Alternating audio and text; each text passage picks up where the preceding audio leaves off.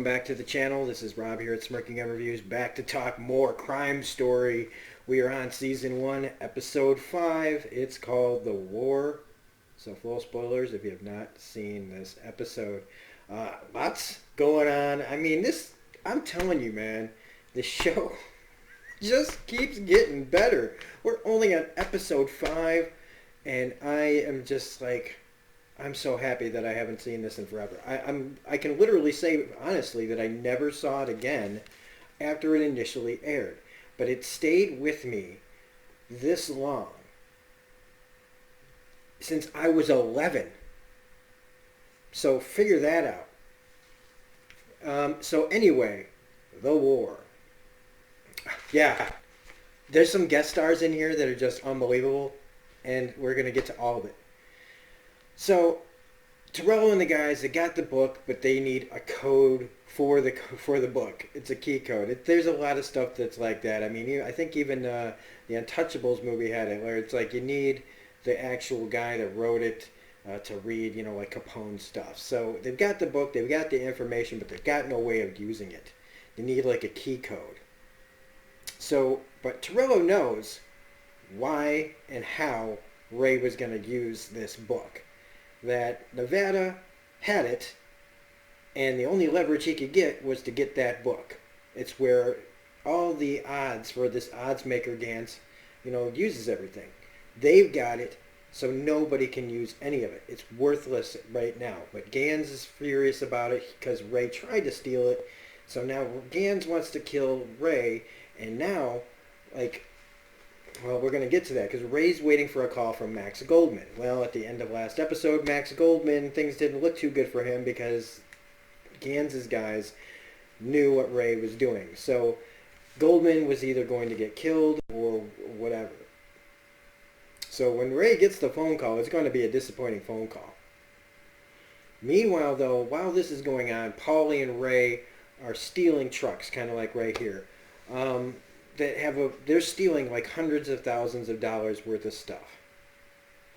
And Bartoli, though, this isn't good enough. Bartoli summons Ray to his house, where it does, it's not good. I mean, they're like, you can't just wait. You have to come here, and we're gonna have a sit down. So he goes there, and immediately he's made to wait even longer. They're trying to, send a message here to him. What wasn't established, I guess, and I didn't talk about, was that what Ray did, nobody else knew about. Him making the move on the book was his own thing. Getting Holman to go there, and then him getting caught, and all of it was Ray, acting on his own as an independent. And like I said, way back now in the first episode, maybe the second episode, was that Ray is moving faster than the organization allows you to do things. He doesn't, he's that next guy. He's the guys that the guys on top really, should be looking out for. Is if you want to keep power, you don't want to have these kind of guys below you that have way too many dreams. You want guys that are more subservient and toe the line. Guys like Ray should be taken back and shot because they always do this in these stories, and probably happened a lot in real life. And people that were they saw their opportunities to take things from the higher ups and they did it, or they got killed trying. So Manny says, fix it or you get fixed. So they go to this jazz club, and holy shit, it's Miles Davis. I didn't know Miles Davis was still alive in 1986 because I was 11, and I didn't know who Miles Davis was. But now, all these years later, it's, November 24th, 2019. I know who Miles Davis is. And I'm watching this show, and there's Miles Davis in a jazz club with Stephen Lang's David Ambrose. Has no lines there. It's just weird and random and awesome. So this show now has Miles Davis to add to the people been on the show. First, I mean, like Dice Clay, Michael Madsen, Miles Davis, Stephen Lang, all these, man, just all these people. So holy shit, Miles Davis has a cameo in here. Here's Michael Madsen. Look at all Michael Madsen. But who I gotta say is actually a pretty decent, for what he's being given. He's not. It's not Nicholson and Cuckoo's Nest or anything. It's just he's all right. And I just want to say the character named Paulie, when he's in the bar or the jazz club with Ray, and he orders his little whipped cream drink as usual. Just look at Paulie. He is a really goofy looking guy. Like really goofy looking. I don't know why I just had to write that down because there's his face just keeps making these like clownish like smiles. It's not off-putting. It's just like I can't stop looking at this guy. Well, Ray wants David to who's playing in the jazz club to work for him. And this is a theme throughout. He keeps trying to get David to work for him and be a mob lawyer to do all the back stuff. But see, David, he says like, look, if this is about negotiating, look, if you're no good at negotiating, then don't negotiate. And that's the first thing I thought was like, this is how it end up. Ray's going to take the spice, but unfortunately, it takes him all episode to get to that point. At this point, though, Ray gets in his car, and he's attacked by multiple cars coming after him. There are 2 cars careening down the street, one on his side, one behind them. They're all firing, and he's firing. It's just an incredibly done car chase. Again, for any era of television that this came out, it's a really impressive bunch of stunt work, and it's just... I mean, it's got the cliche of running through the newspaper stand and stuff. It's just really, really cool. And he gets away with his life, but now he knows, like, Gans's people aren't freaking messing around. And then here's just this weird scene where Torello's wife shows up at the station. There's Miles Davis, man. With food for the cops. And I'm like, okay. But she comes dragging in Martin Ferrero. Now, if you don't know who Martin Ferrero is, he was the lawyer in Jurassic Park that got eaten on the toilet. He was also Travolta's buddy at the beginning of Get Shorty.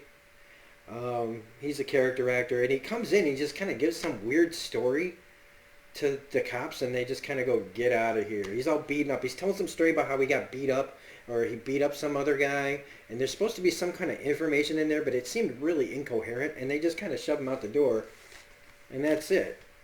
I don't know what the hell that was going on about, but they say it's time to go round. I think it might have had something to do with the trucks. But they decide to round up all the guys that had access to the trucks that Ray and Paulie are stealing. So they get them there, and Torello, man, played by Dennis Farina, just really rails into these guys, talking about how your stolen property is my stolen property until I get it back, because if I don't get it back, that means that my bosses don't think I'm doing my job, and if I'm not doing my job, then I got to come down on the people and go after it until I get it back, and then when I get it back, they get off my back. So if you want me off your back, somebody's got to tell me who's been giving up the information about when to steal these trucks. So he threatens them all eventually, after kind of going through each and every one of them, that he's going to give them all lie detector tests. And that, the first one of you that wants to talk about it can, we can talk. Finally, one of those guys cracks before they get to the lie detectors, and he tells them that he needs to know information. When, not just who then, but when is the next stuff that's going to be taken. So one of them does, and he tells, they finally crack. Also, there's this line between Ray and Paulie about the trucks, where he's like, no fuss, no muss. You sound like a TV commercial. So Paulie and Ray don't go on the jobs, but the cops do get the trailers. So they find the trailers. Wow, my thing just freaked out again. I get so into talking. So the cops get the trailers back, but not the crews that took them. So for the next best thing, Torello literally and his guys drive the semi trucks onto Ray Lucas' front lawn and just leave them there running empty. It's awesome. It's literally these huge trucks in the middle of the night. And he's all pissed off. Ray's family's out there like, what are you doing? And he's got his gun. And he's waving it around. And he ends up whipping it because the cops got him. So now Ray's really pissed off, and he goes back to David because he doesn't know what to do. He needs like a constant. He needs his Robert Duvall from The Godfather. So he throws him $30,000, and David's just like wants nothing to do with Ray. He's like, I don't work for you. You want to talk to my father because his father is all mobbed up. You want to call my father, you do it, but I don't work for you. I don't work for my father. I don't want anything to do with this. I want to be able to pick the cases I take. I want to help people. I don't want to be a mob lawyer. So I actually didn't expect this from David. I thought this was going to be more of a pushover thing where he just becomes a mobbed up lawyer. But he's a guy that wants to rise above his station. He doesn't want to be just thought of as his dad's son, who's going to be mobbed up too. And right after this, though, Torello finds out that his wife is in the hospital.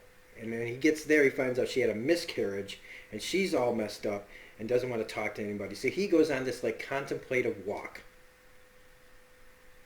And it's actually the part of the walk that's in the beginning credits. And then we get David. It's like these three guys all having their contemplative moments here over David's playing jazz. So that's the music that's playing over the three gentlemen that are in this part, Ray, David, and Torello.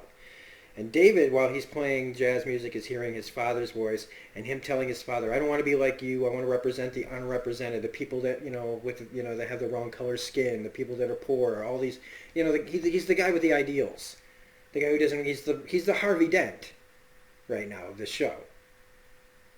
And then Ray just hears the voices of all the people telling him he's a bum and he can't do things and you're doing things wrong and all this other crap, so it's all these stark differences, and Ray hearing, like David's again, well, if you're not good at negotiating, don't negotiate.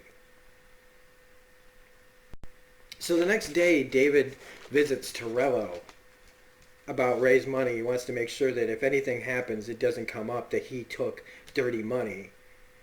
And Torello here is really harsh, and this is one of the great things I like about Dennis Franz's character Torello, because he's not a really nice guy. He's just a cop that really wants his man. He's a bit of an asshole. But like I've said before, like the Die Hard 2 reference, where it's like, he's our kind of asshole. So he's like kind of antagonizing this guy because, yeah, he's had a rough night. His wife had a miscarriage, so he's kind of taking it out on David here, who's trying to say, like, look, man, I just want to be a lawyer. But he's telling him, look, you're your father's son and you're tortured by it. And the Ray Lucas of the world aren't going to let you just be a lawyer. You're going to have to pick a side. And you living on the fence here, you're going to have to pick a side in this world when you've got these people around you, when you come from where you come from. I don't know what to tell you. And while I do feel like Torello's being a little overly harsh, he's not wrong. He's telling him what he needs to hear, but I feel like he's inadvertently pushing him towards an eventuality that, is kind of more tragic because, like Harvey Dent, David's the one that's trying to be uncorruptible. Like you saw in the last episode, even Mike, I'm sorry, I almost called him Frank again. I did call him Frank again.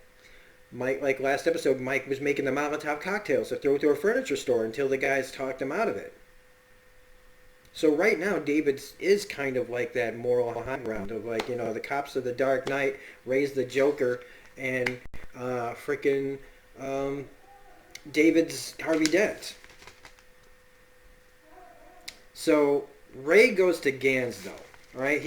Because he hears it in his head, the whole don't negotiate. So he sets up a meeting with Gans, and Gans is all like, yeah, this is going to be a joke, like this guy's going to try to rub it in our faces and stuff, and I don't know why I threw my notes away already. But they go in there, right? They're headed up. They're getting ready to go up to the penthouse. Meanwhile, Ray's waiting for them in his, with his guys. Across the street, Ray's guys, Frank and Polly, this is in Cleveland, I'm assuming, where Gans is all holed up. They pull out rifles. They shoot Gans's guys from across the street. And then Ray pulls out his gun and shoots the rest of the guys in the room. All of a sudden, this turns into a fucking bullet festival. It's beautiful. For, like, you know, the criminals, you know, like, I'm not rooting for them. It's just, it's still a pretty brilliant, you know, double cross. Although it would have been smarter, like, well, no, it's not. Here we go. Because so, the guy's in the room. He leaves the room and he goes to the roof. Gans meanwhile, he comes in with his guys and they're all like, ha ha ha ha ha. It reminds me of the guys that were walking downstairs in Donnie Brasco, and then when they turn on the lights, they go, oh no! Except these guys don't even get a chance to say, oh no. Because they get in the elevator, they go all the way up, right? And then Ray has this device on the side of the roof, on top of the roof, where they planted a bomb and he blows them up in the elevator. 1986, everybody. 1986. This is why it stayed with me. Okay, 11-year-old me was like, what? Maybe even 10-year-old me was just in love with this show that I shouldn't have been watching, because this is so not age appropriate for 1986. I was a little innocent Jehovah's Witness kid who definitely, yeah. This is at this point in at my age though. See, my mom was stepping out on my dad. TMI. So my mom was just letting us watch whatever we wanted because she was on her way out the door anyway. So yeah, I know. A lot of honesty on this channel. Big whoop. And so yeah, he blows them all up, and then all's forgiven. Everybody's loving it. Madsen's Johnny's like, I like the way you work. I think we're gonna work well together. I am trying. It's my best Madsen right now, I guess. So yeah, they're all happy to see him because Gans is gone, which means they can just take over Nevada, and Ray can get his bookmaking business going. But then we find out the little tidbit, the little morsel at the end of this episode is that Torello brings Paulie in. And we find out that Paulie gave the cops the department store robbery in episode 1. He told them about that. And I think maybe we already knew this, but I forgot. And if we didn't know, this is a nice little gem of, like, it turns out Paulie's an informant for the cops. And he's been allowed to operate. You know, and this is how they've been getting the information about other things, too. We just didn't know it. I'm pretty sure we didn't know it. I think this is like a surprise. And if it's not, somebody can correct me in the comment section that remembers this show. But nobody else is really commenting. But I am still talking about it. Because somebody's got to finally notice me doing this, all right? When we get like 40 episodes in, if nobody notices, then I'll feel a little bad. But so he wants Ray, but he tells Torello, Ray's not going on jobs no more, man. I can get you homing. But that's about it. And so everything's turning up aces for Ray right now when it looked really bad for him at the beginning of this episode. And even though Torello gets some victories here with his wife having a miscarriage, things are kind of on the downward spiral. As Ray goes up, Torello's kind of even out and kind of going down. So it's pretty freaking awesome stuff, and I am so happy that I am actually finally talking about this show. So just another dream come true, just like Batman, just like just about everything I'm reviewing right now is stuff that I've really been wanting to get to. So if you like this review, please hit that like button. If you're not a subscriber and you're enjoying this content, please become a subscriber so that you can get notifications for everything that we got going on here. Otherwise, share this stuff, notify all that other yada yada yada. Otherwise, this is Robert Smirking Gun Review saying we'll be back next week with episode 6. Can't wait to see you guys there, and I hope you're enjoying watching this as much as I am making them. So, have a great day, everybody. Bye.